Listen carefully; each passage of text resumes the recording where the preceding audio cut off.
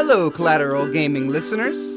Chazzle Dazzle here from the Trial by Error Variety Show podcast. I just wanted to take a few seconds to invite you guys over to what we do. No, it's not video games, but we do invite really awesome and unique bands from all over the world.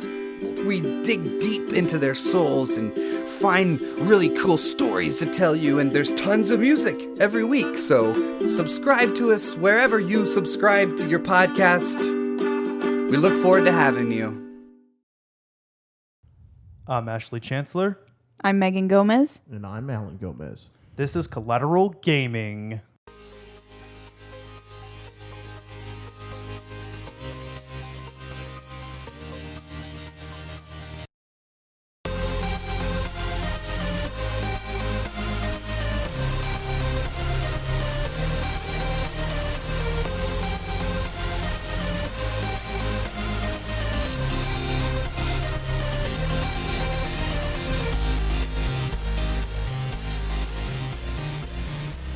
Welcome to Collateral Gaming, the only video game podcast that matters, where we focus on good games, bad games, and everything else in between in the world of gaming.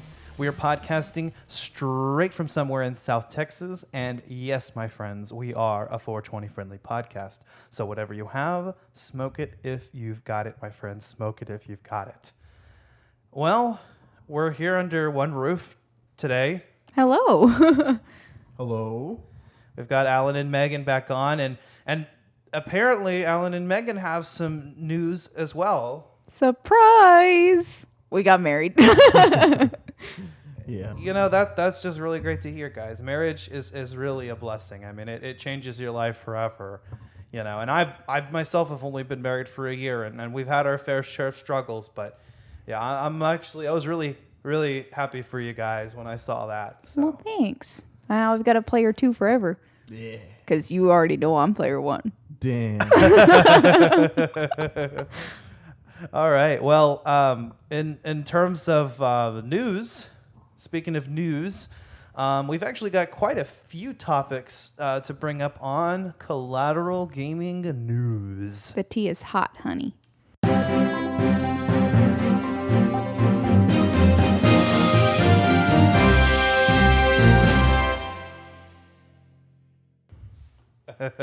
Well, first off, one thing that we're all super excited about. Well, there recently was an event, and Sony teased God of War Ragnarok. Oh my god, I've been freaking out the whole time. We talked about it in the group chat, and I literally screeched like a freaking baby monkey. It was great. I cannot wait. We were right, though. We knew it was somewhere along the lines of Loki's name. There was no way they couldn't just not continue this. Well, I was thinking maybe there would be a DLC, but they're just like, boom, surprise, bitch. And you're like, the new console's coming, it would make sense. Yeah, I didn't see a DLC coming, but like it was one of those things where like you couldn't really tell what was going to happen next because it's either charge $20 for DLC or charge $80 for a new game. $70 for a new game. Yeah, because all the games have also been up to freaking $60, $70 now. Yeah, apparently, I believe all PS5 games, at least all the first party ones, are going to be $70. So you telling me I gotta pay $70 for more Aloy? Well, I mean, the problem is I think games honestly are worth more than $60 and have been for quite some time. That's why we have DLC. Essentially, what I think a lot of developers are doing is basically charging what the game is actually worth, you know, through DLC, and you pay an extra $20, $30. That's closer to what it should be retailed at.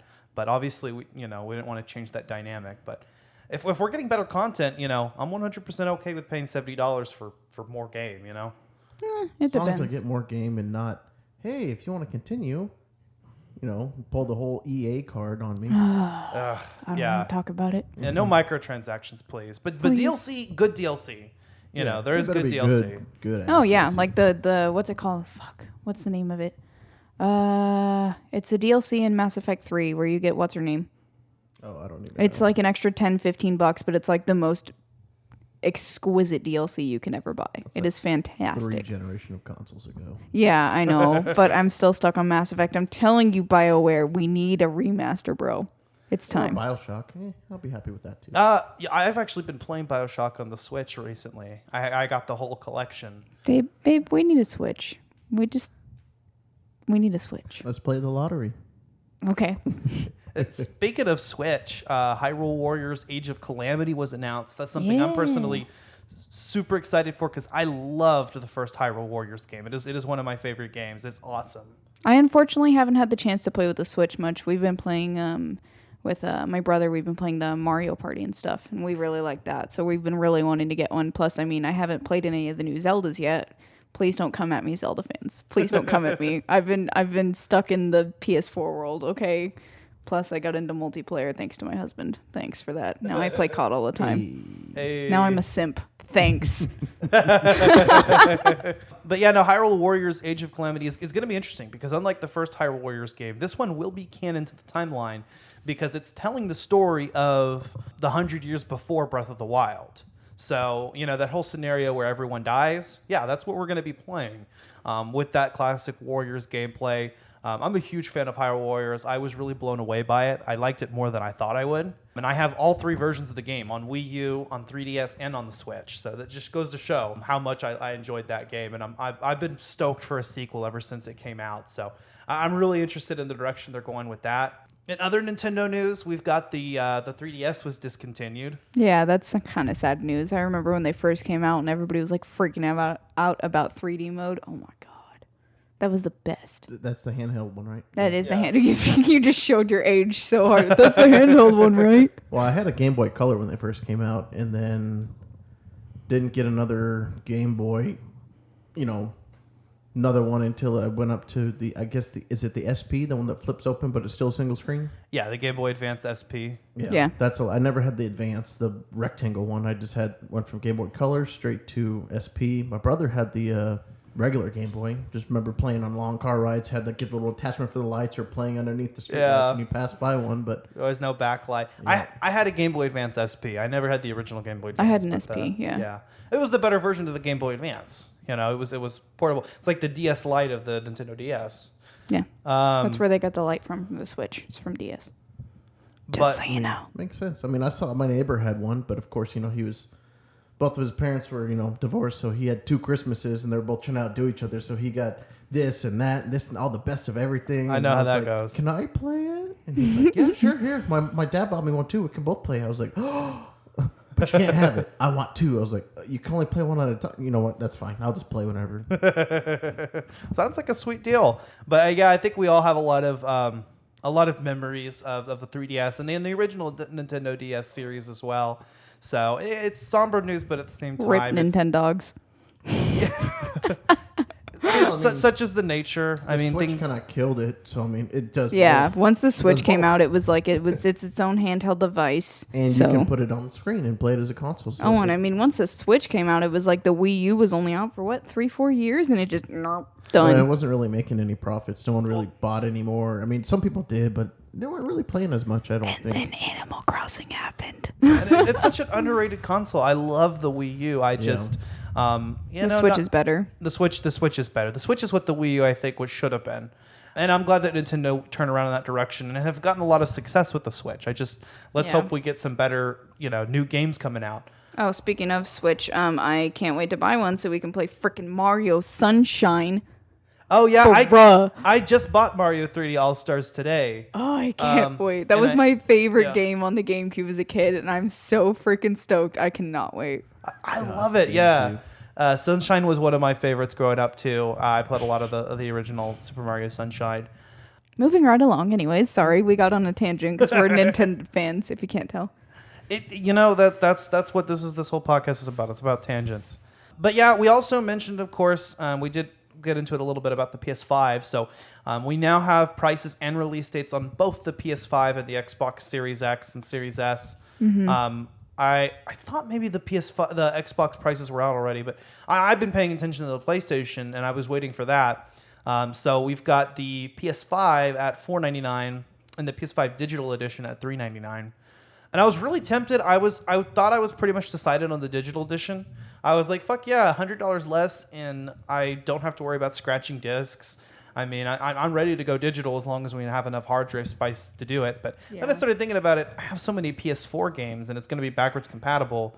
Is it though? I heard that it might. I guess it's PS3 and older. Yeah, no, it's I think PS4 and some select PS3 games. I don't think it'll go all the way back to I the think original. it's just PS4 from what I heard. Yeah, Okay. because even the PS4 itself was only compatible with so many games until they released the, is it PS Now? I want to say. Yeah, and I use the PS Now service. It's great, actually. You get to catch up and play some old PS3 and PS2 games. That's how I got the Beyond Two Souls. Yeah.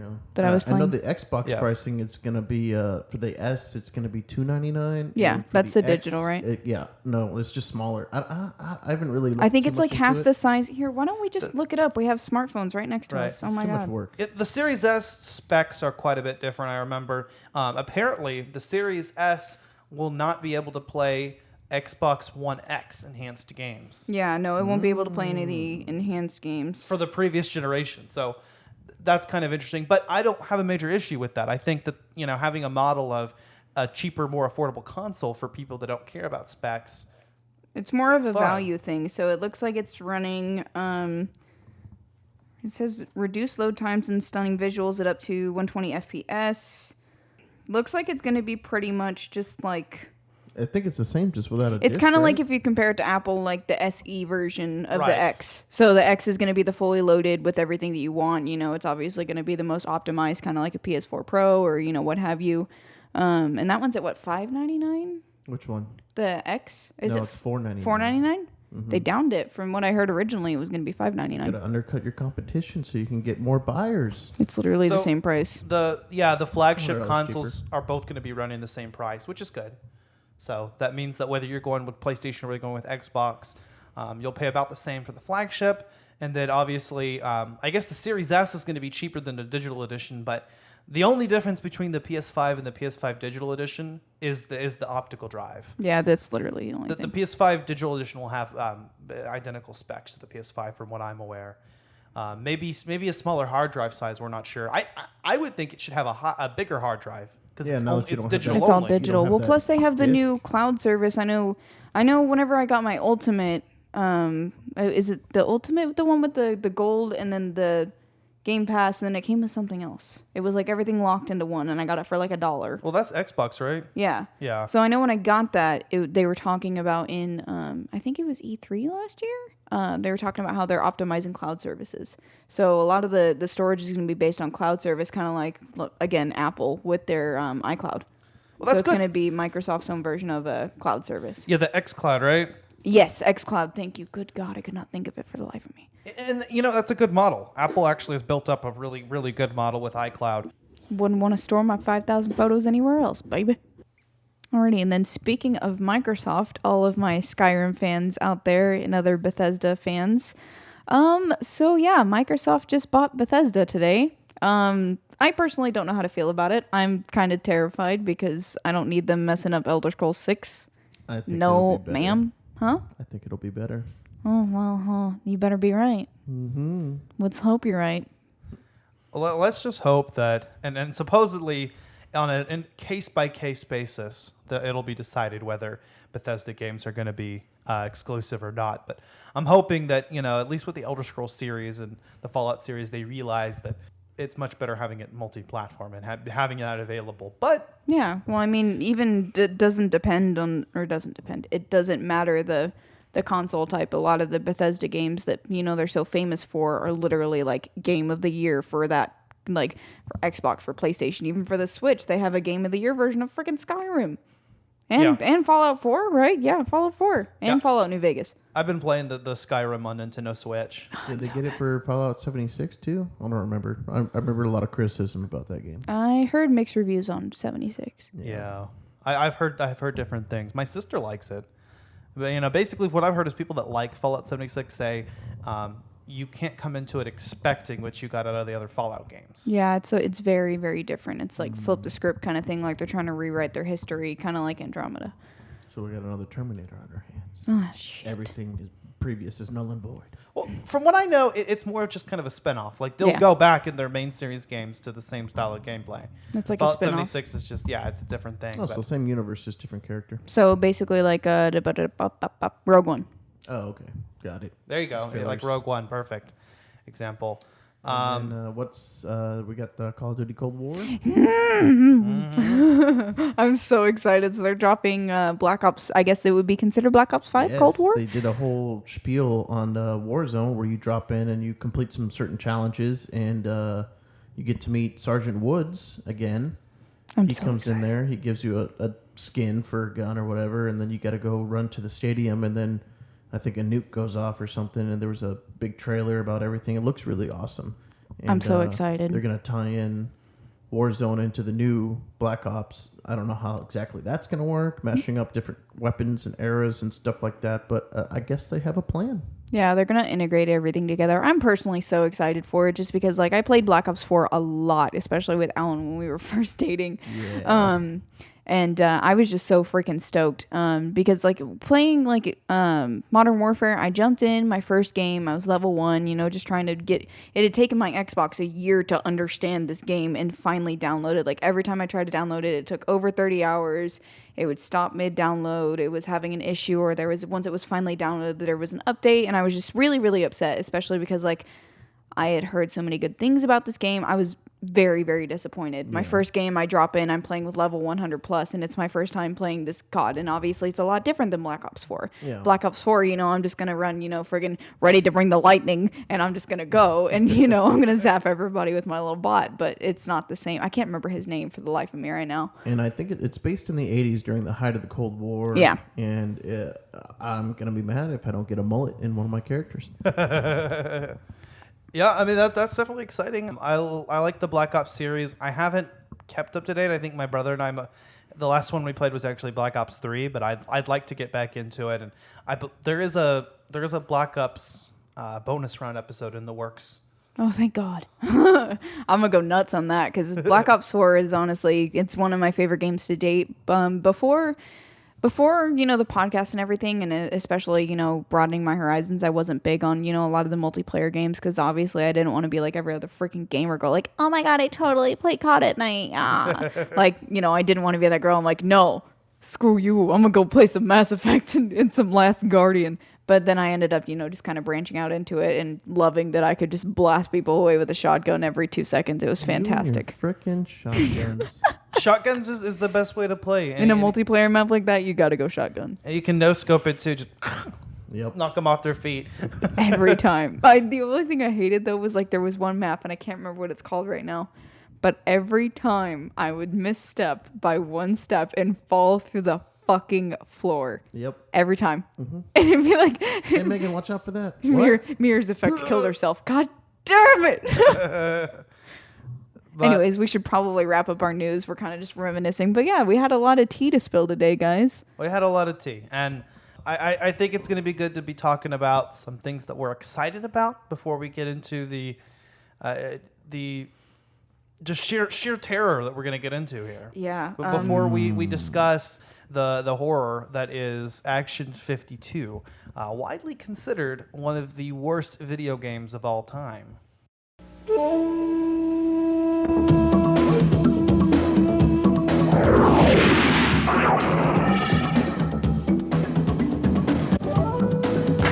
I say, dear chaps, shouldn't you go on a diet? Are you talking to me? Maybe if these guys would make these holes bigger, I could fit easier, know what I'm saying? Hey, man, I'll help you out. No, Aries, no. Come on, guys, we have work to do.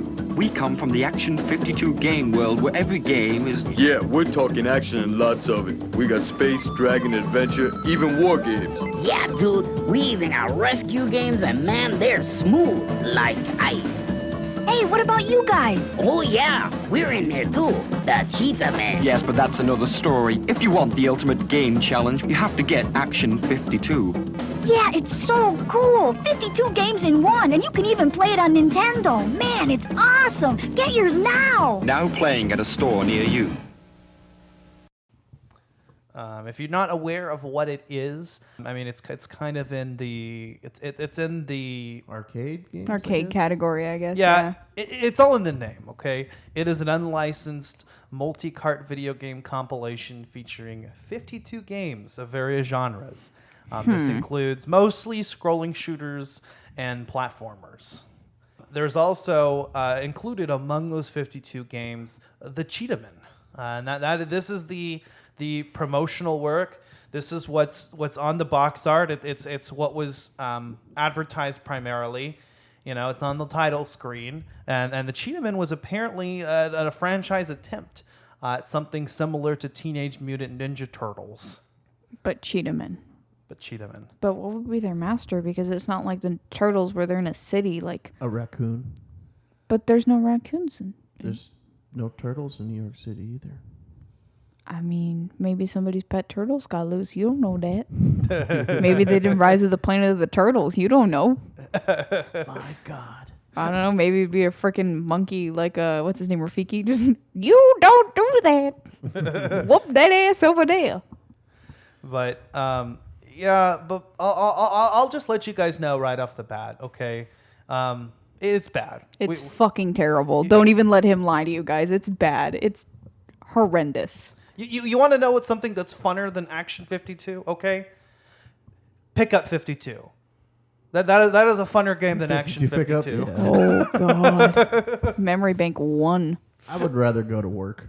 Yeah. This game is notorious among the gaming community for its abysmal quality and poor functionality. Like I said before, it is definitely on the list. It's on most lists for worst video game of all time. However, interestingly enough, the cartridges are valued by collectors, both for the notoriety and for their rarity. One thing that was interesting about this massive pile of steaming shit is that it was priced at $199 US. Can you believe that? I literally bought my Xbox with a 1 terabyte hard drive and 17 games for the same price that you can get this steaming pile of ass. Well, not to mention $199 when this game came out. 1993 was it? Yeah, now that's like what, $400? It's equivalent to about $375 today. I saw a lot of copyright numbers that said 1993, and I was like, wow. Okay. Yeah. This game came out on the Nintendo, the original Nintendo, the NES, and the Sega Genesis. Their whole claim was that it was less than $4 per game.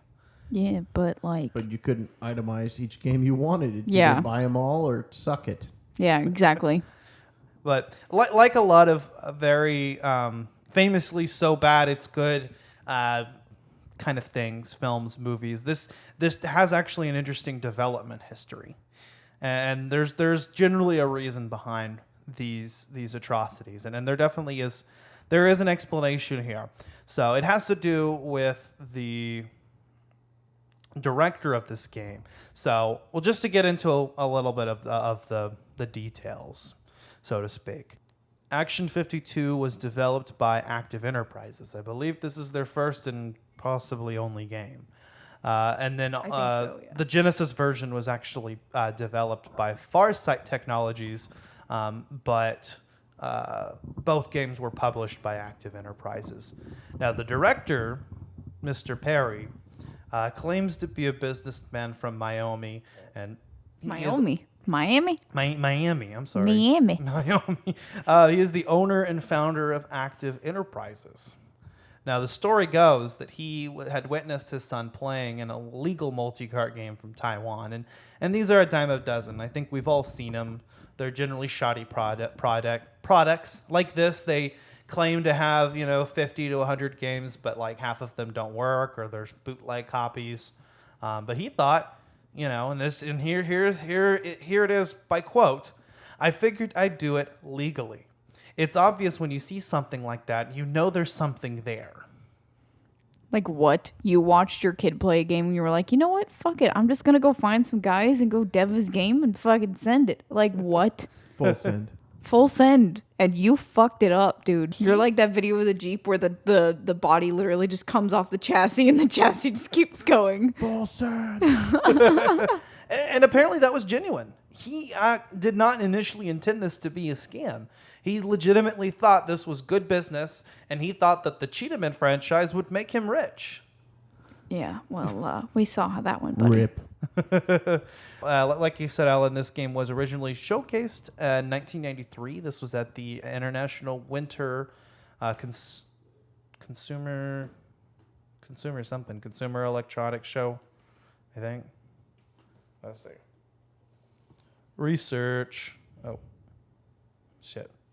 Well, it helps if you actually have internet connection. Hold on. Oh, hey, sorry, we didn't give him the Wi-Fi password. So that was the International Winter Consumer Electronics Show. That's what I said. Okay. He claims to have raised $5 million for the NES version from private backers in Europe and Saudi Arabia. Now, most of the work was done by 3 college students who were employed for game design, music, and graphic programming on an Atari SE. These students included Mario Gonzalez, Javier Perez, Albert Hernandez. And also there was an unknown 4th developer. We don't know his name, but it was those 3 college kids and someone else. Now, they had a 3-month deadline. 3 months? No wonder it was a sack of shit. 3 months, yeah. No kidding. And this is for just the Nintendo version, right? And very little play testing and bug fixing was done at all. Yeah, you can tell. I mean, even just in the emulator that Alan and I used, like you couldn't even load half the shit, and it was just like, we were playing Norman because we played the Genesis version, because we literally could not find the NES version, so we were playing Norman and literally trying to walk through, and you're this little tank dude trying to protect yourself, and like they go like 3 squares away from you, and suddenly it's like, oh well, I'm gonna get attacked and I'm gonna die. It's like, bro, I'm 5 squares away from you. How the fuck did you just kill me? Yeah, if you're not right on the same little megapixel, like 1 aisle over, and you shoot and you don't hit them, but they're like, they can still touch you. I'm just like, bro, this is dumb. Like, it looked fun. I was like, can I try? This looks actually fun. Like, maybe I could be good at it. No. 4 deaths later, I was like, fuck this shit. Fuck this shit, I'm out. I'm done. No thanks. Yeah, this development team apparently was flown to Salt Lake City, Utah. It was Gonzalez who's had a lot to say about this. He apparently is on record saying that he doesn't remember that who the game company was that they were, whose studio they were working in, but that they had been working on the Nintendo adaptation of Star Wars V: The Empire Strikes Back. And then we also know that Action 52 had actually plagiarized Sculptured Software's music engine. So therefore, the game was developed at Sculptured Software, but not by their staff. And like I said, there were several songs that were plagiarized, like from example tunes in the music studio by Activision for the Atari ST. And anybody who loads up the game will hear the sample from It Takes Two in the opening sequence as well. Oh, yeah. Cut! Woo! Oh my god, now that you said it, I hear it. Now, onto the Genesis version. Now, this was actually, like I said before, this was developed by a different company, FarSight Technologies. So I guess they were kind of contracted out. It was developed on the Macintosh LC over the course of 1 year. And you can tell, there's far fewer glitches than on the Nintendo version due to having more experienced programmers and the fact that they actually pressured Active into play testing the game, like you're supposed to do. Perez and Hernandez were involved, but not Gonzalez. And the music was contracted to New Romantic Productions, composed within 48 hours. FarSight was also set to develop a version for the Super Nintendo and another multi-cart game called Sports 5, but then Active withdrew from the video game industry. Where did they go? Well, people found out about this shitty game, and they were done. They were ruined. So there are no copies known to exist of either one of these. If you're hearing a Bella in the background, guys, I'm sorry. That would be our little cat Margot, who seems to want to be adventurous all of a sudden. Oh, it's okay. My daughter's voice is in the background of the last episode I did, so... Surprise, we have hearts. But there are 2 known prototypes that exist of Action 52. Prototype 1 is owned by movie and games distributor Greg Pabich, I'm not sure how it's pronounced. More on him later, and this actually surfaced in 2010. It was a result of a business proposition that Pabich had turned down. However, he kept a copy of the prototype. Now, these prototypes have numerous differences from the final product. For one, they do not contain the Cheetahman. In its place, we have Action Gamer, which only has 2 levels, and one of those is incomplete. So Perry had actually insisted on the inclusion of the Cheetahman, and so Action Gamer was reworked into Ooze, which was the game that was promoted for a competition. Again, we'll talk about that in a little bit, but first off, we'll kind of get into the gameplay here. So we know a little bit about the development history, and we know it's bad, but how bad is it? What is the gameplay actually like? I mean, it's just the only one I genuinely liked, and I think it's just because I genuinely love carbs, is Alfredo, because like that one's actually really fun. Like I played that one the most. Like that one was just, back and forth trying to catch pasta in a pot and running away from, was it beans or sausage? I'm not sure. A lot of the sprites is not really entirely certain. It doesn't really, I can't really tell what it is. There, I think, too. Yeah, and the tomatoes were no bueno. Yeah.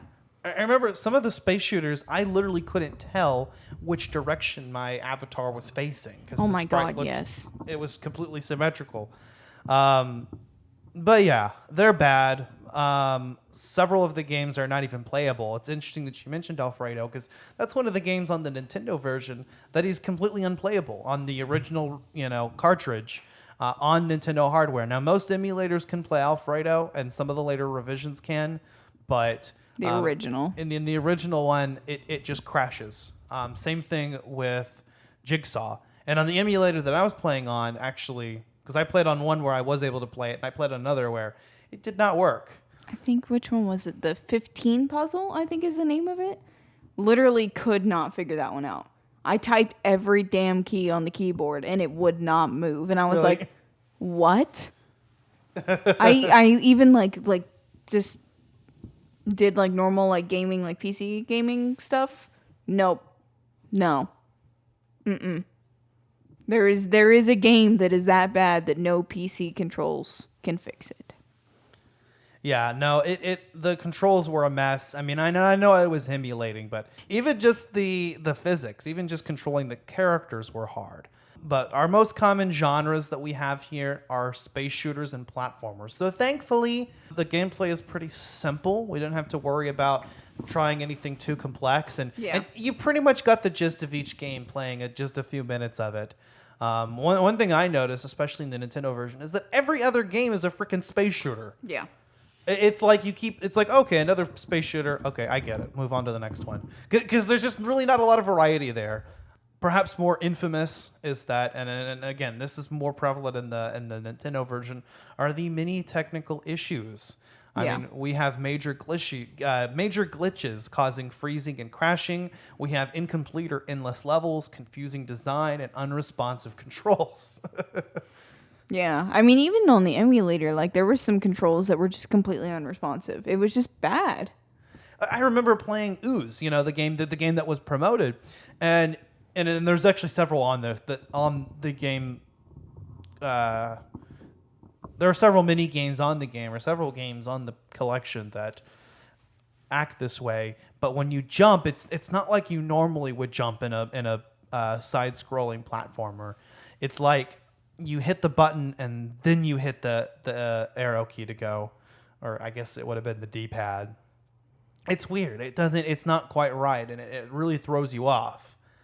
And speaking of Ooze, okay, so this was the game that was advertised for a competition, and essentially for anyone who could complete level 5, they got a prize of over $100,000, and that included some scholarship money. It's a great thing, except for the fact that the game crashes after level 2, so that prize is actually impossible to win. How does that even happen? It happens when you don't play test. So developers take note. That's important. You have to test your shit. Yeah, no shit. Or they did it on purpose just to boost sales and never have to pay Yeah, out. get somebody to play and then never have to have, like all these people are buying your game and then, Never you have to pay 'em. profit and you never have to pay them. Like some kind of Ponzi scheme. I don't even know. I don't know. This the level of shit. Like, if this guy really thought this was going to make him rich, I don't know what he was smoking. This is why you should have experienced developers. It's why you should have people who join the game industry actually have some knowledge of the game industry. I think that's important. But yeah, there's so much inconsistency. Even getting like feedback from players. Like I noticed that's a thing that a lot of devs are doing now is finding like select beta, users, and even alpha, whenever it's, just in first development, They grab, huge fans of franchises, for example, like the Dark Souls franchise, even as far as into like the COD franchise. Like there's certain players that get to play like the original cut of the game while it's still not even characters or anything yet. It's just stick figures. The alpha, I guess. Yeah, on the alphas. And then they're playing a lot more into that. And that's something that, obviously they didn't do back in this time because they're like, oh, well, people are going to buy it anyways. They need a form of entertainment. Call of Duty, people going to buy me regardless. Yeah, for real. Well, worst $50 purchase I've ever made. I guess I thought, you've already spent the $199, so... Can't be that bad. I can't imagine how anyone was unlucky enough to actually buy this piece of shit. Well, from what I know, it wasn't very successful commercially. So some of the more infamous aspects of this game is that the manual gives each title a one-sentence description, and some of these are incorrect in terms of the details, or just completely different from what the game is. What I think is funny is that the game titles are not even consistent in-game. You've got, Alfredo, which when you click on says Alfred and the Fennec. What? I never noticed that. Well, I guess because I was playing the emulator. Well, you were playing the Genesis version. This is specifically, I think, the Nintendo one. Oh, okay. Gotcha. There's Critical Bypass, which is spelled one way, the regular way, but then when you click on it, it's spelled with a Y. So, and then there's titles like Silver Sword. There's no Silver Sword. The sword is fucking black. Maybe it's a sword that's tarnished? Also, they didn't even bother to change the sprite of the sword. So when you're facing up, the sword goes up, right? But when you're facing down, the sword is still facing down. He throws it by the blade, I guess. Same thing. When you're facing left, it looks right. But when you're facing right... It's still like there. They did not bother to just reverse the image of the sprite. And that's something that's really easy to do. Of course, there is the Cheetah Man. I will say that the featured game is definitely, you can tell, the game that the most amount of effort was put into. It's still not good, but you can definitely tell that there was a little bit more care and attention put into it than everything else in the collection. But it's still pretty bad. And for some reason, even though this was developed by Americans, the in-game dialogue feels like something from like a foreign, like it feels like English. It's just like the Cheetah Man.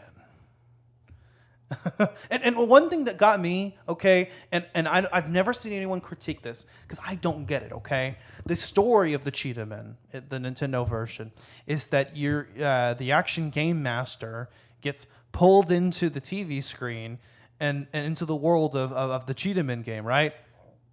But then it says that the Cheetah Men say, "We will fight for you." What? So what's the point of introducing a character that gets sucked into the TV screen if he's not even the character that you play as? I was a little bit confused there. It just seems kind of... It's just this little things like that just don't make any sense. Yeah. The very first game on the collection, Fire Breathers, is multiplayer only, and you have no way of knowing that. The Sega version at least color-coded what games were multiplayer. Yeah. But in this one, if you select the first game, oh, wait, this is a two-player only game? Oh, I didn't know. Yeah, I did that a couple times. I was like, how do I keep winning at this tennis one? Is he not playing back? Is this not a computer? Oh, I didn't read the legend at the beginning. Oh, this blue game is a two-player. Or green, whatever it was. No, green is easy. Whatever. Yeah, the color-coded Genesis version is actually a nice touch, but yeah, with Action 52, some games are playable only up to a certain point. There's usually some kind of game-breaking glitch, like I said before, with Ooze, with Atmos Quake, that prevents you from playing after a certain point. Other games, it's impossible to lose or die. So if you're fed up with it, if you're bored, you need to restart the game to continue to play because you can't die. What? So, and then the rest of the games that are there that are at least somewhat functional are just not enjoyable to play. I mean, it's like, oh boy, another space shooter. Okay. And half of these space shooters, there's an object right at the beginning that forces you to crash. Yeah, exactly. It's like, why am I gonna give effort if they're gonna kill me right off the bat? And even the menu and several assets in the game were stolen from other multi-cart games. In the original Nintendo version, if you notice, the selection always defaults to number 5, Ooze, instead of number 1. And I believe that was actually a product of them having imported a menu from another game. A lot of these games do seem to be inspired by other Nintendo games. And one other fact about this is that apparently playing for over an hour causes the cartridge to become hot and smell of burning plastic. So that's great. It wasn't even made well. But that was basically a lot of my experiences with the Nintendo version and a lot of what I found out. Now, y'all played the Genesis version. How does that compare? I mean, we played on an emulator, obviously, because, we don't have those consoles. I mean, we have a Nintendo. We have a SNES, but we don't have the power cord, and I don't think we have any controllers. I think we literally just have the console and some games. Yeah. My brother has the full package, the original one that we originally bought back in the day, but that's his baby. I can maybe touch number 2 controller if he lets me. That's badass, though. Yeah. Yeah.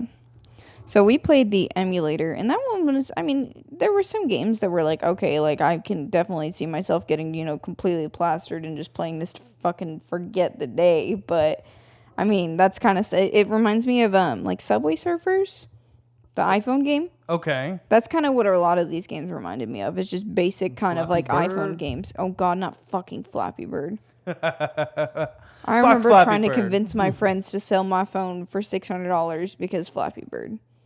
No. It was a thing for a while. Whenever I closed my eyes, there was Flappy Bird taunting me. He was there constantly. Oh my God, that's when we were in high school. Yeah. And then that guy got death threats, so he pulled the game down. And like you said, people were legit selling their iPhones, with the game still attached to it. I think I still have an iPod out there somewhere that still has it on it. I think Flappy Bird got offloaded by my phone long ago, and unfortunately, like PT on my PlayStation is unplayable. But yeah, the Genesis version actually has a completely different lineup of game. But it's literally the same thing. Literally the same thing. Yep. Notably, there does seem to be a fewer space shooters, but I mean, we still have the same basic types of games. More effort does seem to have been put into the game design, from what I've heard, and there are fewer technical issues. Like we said before, the games are color-coded based on the difficulty or type. Now, despite having a completely different lineup, there are several games that share names with their Nintendo counterparts, but are completely different in terms of content. This includes Haunted Hills. It was Haunted Hills, and the Cheetahman.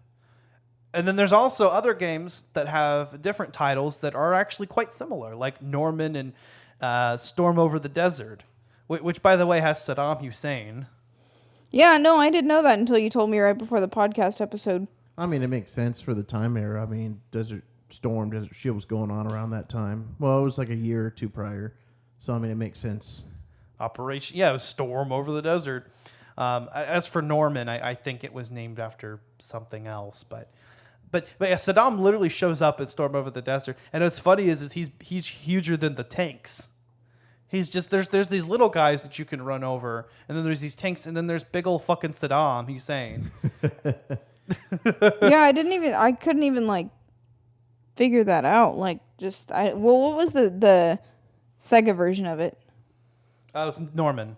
It was Norman? Yeah. Because in Norman, you're literally just a little tank shooting. Maybe we didn't get that high up in the levels because we probably did. Saddam doesn't appear in Norman, from what I know. Oh, okay. That makes. It's a different game, but it's similar. The concept is similar. There are actually, instead of just the one, there are 6 multiplayer games in the collection that are truly multiplayer, like 2 people can play at once. Number 51 is actually a clone of Pong, and it's called First Video Game. Technically, that's not actually accurate. The first video game was Tennis for 2, but we'll excuse it. So number 51 is First Video Game, but it's just Pong. And then number 52 is Challenge, which is an endurance test to see how long players can last in a random series of the highest levels of each game. Well, did y'all try that out, the Challenge? I think we tried to load it, but it literally like refused to load. Yeah, we played like 4 or 5 games. And yeah, like most of them refused to load. We destroyed our laptop. We said, "Fuck this." Yeah, it's not worth it. Yeah, no, literally half of them wouldn't even load. I just saw like the, what's it called? It was like their version of the loading screen. Or it was just black. Yeah, or it was just black, and it was just like, nah, girl, you ain't gonna see that today. So we just push the refresh button, and it takes us all the way back to the main menu. Then we got to scroll over, hit it again, and it did nothing. I had the same issue. The emulator I was using today actually didn't have a reset option. The other one I did, the other one I was using when I played this before did have a reset option. This one didn't, so I had to reload and wait for the woo cut. Now, there's also a music test, and then there's also a randomizer option in the Sega Genesis version, which does what it says. Allows you to pick a game at random. I did, in fact, play every game on the Nintendo version today. It was painful. I had to take a break, but I got through them all. And some of them were more functional than others. They still weren't fun. And most of them just were pretty much unplayable. If not technically unplayable, unplayable in the sense that it was just too difficult to position everything, and it wasn't worth it. And I wasn't having fun. I wasn't having a good time, bro. Straight up. Straight up, not having a good time, bro. I was having a little bit of fun playing that shark one. The shark one is fun. But it got a little hectic when the hammerheads came out, and I said, "Fuck this shit, I'm out." Oh, the shark one on the Nintendo is much worse. You just sit there, and the sharks don't even come after you. I mean, they're just floating around. Same thing with the tanks in the Desert Storm one. They don't randomly actually just moving around and accidentally hit you sometimes. I had to try to get killed. I was done with it, and I was please kill me. Oh, we died like. I died a lot. A lot. Yeah. So ridiculous. Other games I did die a lot. Some I had to try to die. The other ones I couldn't get past the first level. On most of them. But needless to say, there was the reception to this was not good. Anyone who did bother to spend $199, stupid choice, gave a overtly negative critical reception. All game described it as unlicensed but legal multi-cart. Right. So there was actually some plans. Like I said, Perry had planned to make the Cheetah Bin into a franchise. He had an entire line of merchandise planned, which included action figures, T-shirts, comic book series, a TV cartoon. But these plans quickly fell through because the game sucked. And not just reviews, but just word of mouth contributed to that. There was even in development a Cheetah Bin 2. It was planned but never completed. Only 6 out of 10 levels were made, and it was never officially released, but 1,500 copies were found in a Florida warehouse in 1996. All the copies were reused Action 52 cartridges, and some of them had a small gold sticker that said Cheetah Bin 2. The gameplay is similar to the original, but it's actually impossible to play as Ares, one of the Cheetah Men, because they switch every 2 levels without altering the ROM image or exploiting a rare glitch that causes you to start on his levels. But eventually, some masochist had the idea in 2011 from romhacking.net to release a patch fixing all game-breaking bugs. And then Mr. Paybitch, who we mentioned earlier, later did release a fixed version called Cheetah Bin 2 The Lost Levels. And he released it on an actual NES cartridge. This was in 2012. He launched a Kickstarter page. It got funded. He had rewards for people. It fixed the 4th level in glitch. And it actually had a short video that was shot with himself and the Angry Video Game Nerd and some other YouTubers. Huh. And if you haven't watched the Angry Video Game Nerd review of this, I would recommend that. It's a nice little context of everything that as Action 52 and why it's terrible. I honestly hadn't even heard of this until we started talking about the season, and Ash was like, yeah, we're going to play Action 52. And I'm sitting over here what the fuck is Action 52? I'm just thinking in general, what the fuck is this? So I finally played the first game. I saw Alfredo, and I was I think I was actually eating pasta at the time, and I was like, fuck it, I'm gonna click on Alfredo. Hell yeah. Clicked on that shit. I was like, oh my god, I'm a little Italian man gathering pasta. Then we tried Norman. I'm a little fucking tank. And then Which one did we do next? You did the shark one. I You did like the shark one. Yeah. I can't remember all I did their a little names. race car one too, and Oh, the it NASCAR was one. Fucking retarded. You just like. Like these red cars are coming up, and I'm gonna swerve out of the 3-lane, trying to get back and forth through all of them. I'm like, okay, so let me just go scoot, and then scoot, and then as soon as I scoot back over, there's another one in front of me, and the tail end, like the one line of pixels that is my car, touches the one that I just passed, and I crash. I'm like, this is dumb. Yeah.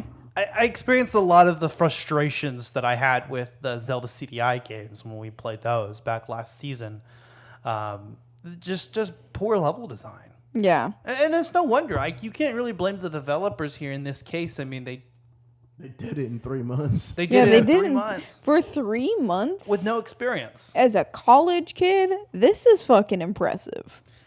I mean, imagine if those guys were fucking doing that kind of shit now, you know? I will say back then I think it was. Now, by today's standards, I mean, you can download the Game Maker engine and produce something like this in like 5 minutes. But oh, yeah, absolutely. But I mean, that's also the difference between today's, technology and yesteryear's technology kind of thing. But if you think about it, it is kind of impressive for what the amount of time that they had and the amount of experience that they had, that they put together 52 games. I'm struggling to figure out. I mean, I blame this all on Vince Perry. I mean, why, dude? Why? Yeah, no, I'm not fully understanding besides like thinking that it could make him a profit. Like, what is that freaking movie where the guy is a developer? It's a 90s movie. Where the friend is a developer and he goes over to his friend's house to stay and he jacks off to the female action figure. Oh, Grandma's Boy. Yes. Oh, Grandma's Boy. It reminded me so much of like whenever you were describing it, I instantly thought of Grandma's Boy. See, if you just said Adam Sandler, I would have been like, okay. I could It's a see. Happy Madison production, but I don't think he's in that one. I could see. No, he's not in that It's one. Vince. Is it Vince Vaughn? No. Nope, he's not in it either. No, you're right. You're right. I just watched that recently. It is a Happy Madison. But it is a production, Happy though. Madison. Yeah. Yeah. But It reminded me so much of that scene where they're just like walking through the dev office and it's like this lucrative motherfucker just staring at you in a trench coat. Like Ash describing it, I was just like, oh my god. oh my god, that guy. That's one of my favorite stoner movies. It's great. But yeah, I mean, I guess we'll kind of wrap it up here. There's not a lot more to say other than it's complete shit. It's exactly what you'd Fucking expect. garbage. But what do you guys think? What is our worst game? I couldn't even pick one. I single. couldn't. Yeah, there's all 52. The question, the answer to your question is yes.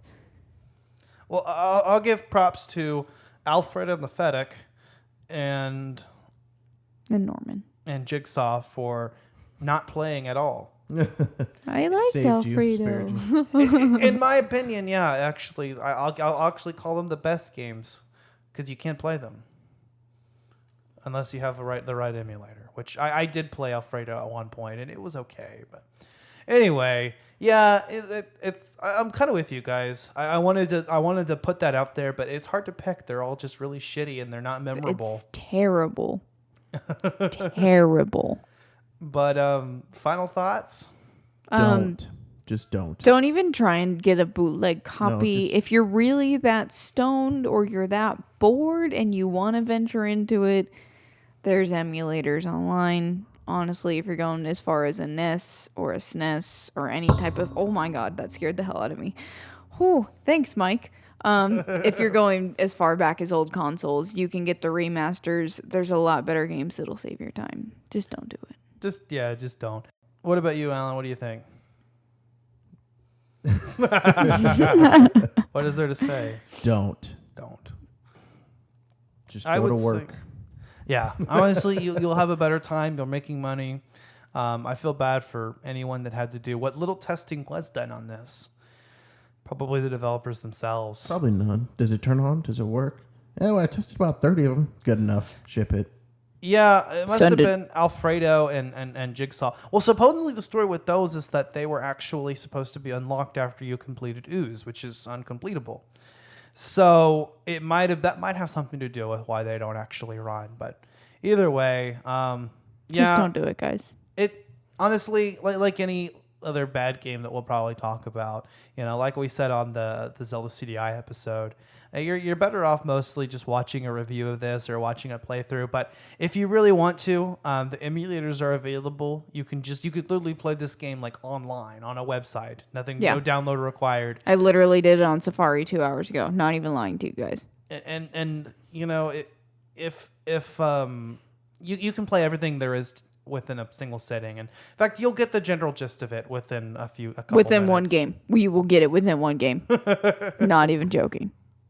But yeah, I really wanted to do a bad game this season. I feel like we say good games, bad games, and everything in between. So I really wanted to throw. That's why it was important to get this done.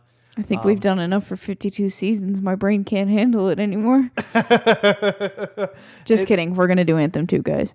Anthem, yeah. Eventually, I'm making it happen. Don't worry about it. I'm gonna talk about it. We've got a bad game coming up next season, which I think is actually undecided for us. So we'll see.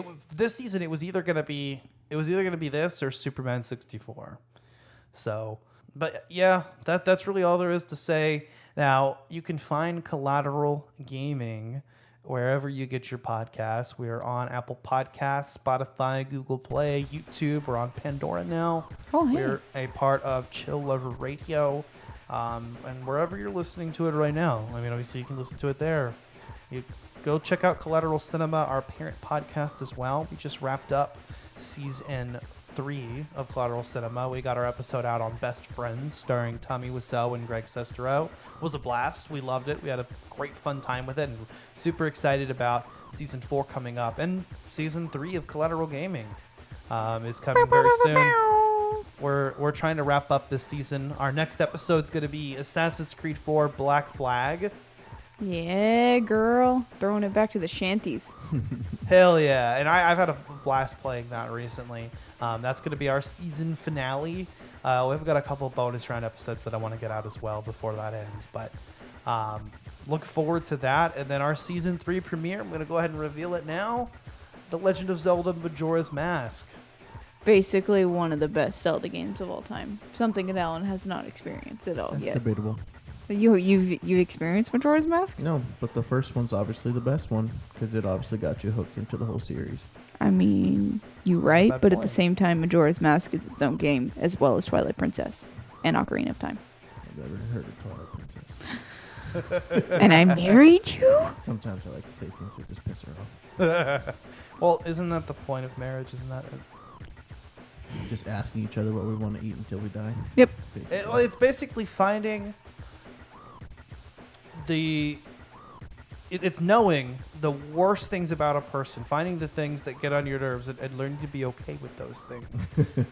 It's literally telling the government I am forcing myself to spend the rest of my life with this person. And nothing changes, guys. Not even kidding you. I have a ring on my finger and nothing has changed. Promise. We're still in a relationship. We still don't give a shit. It's nice to say my wife, my husband, though. It is. Instead of just being like, wifey, hubby. Now I'm like, hey, that's my husband. People take How it more you doing? seriously. They do. They really do. Instead of being like especially when we were just engaged, it'd be like, oh yeah, my fiance, and people would be like, I'm like, my husband. They're like, oh, tell me more. But yeah, that's pretty much it, guys. We're super stoked to be wrapping up the season, and I'm very excited about season 3 of Collateral Gaming. I'm so stoked. I cannot wait. So yeah, me either. There are so many fun games that I'm really excited to share with y'all, and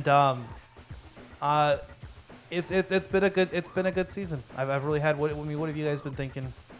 I've been having a lot of fun. Yeah. We didn't show on the Spyro episode because we were kind of busy getting married, so there was that. Sorry, guys. You missed a quarter of it. It's yeah, okay. yeah, we missed a quarter of it. But yeah, we've been having a lot of fun, and we can't wait for the next season. Yeah, me either. It's been a blast, and that being said, that being said, I'm Ashley Chancellor. I'm Megan Gomez. And I'm Alan Gomez. This is Collateral Gaming, and we are out. Later.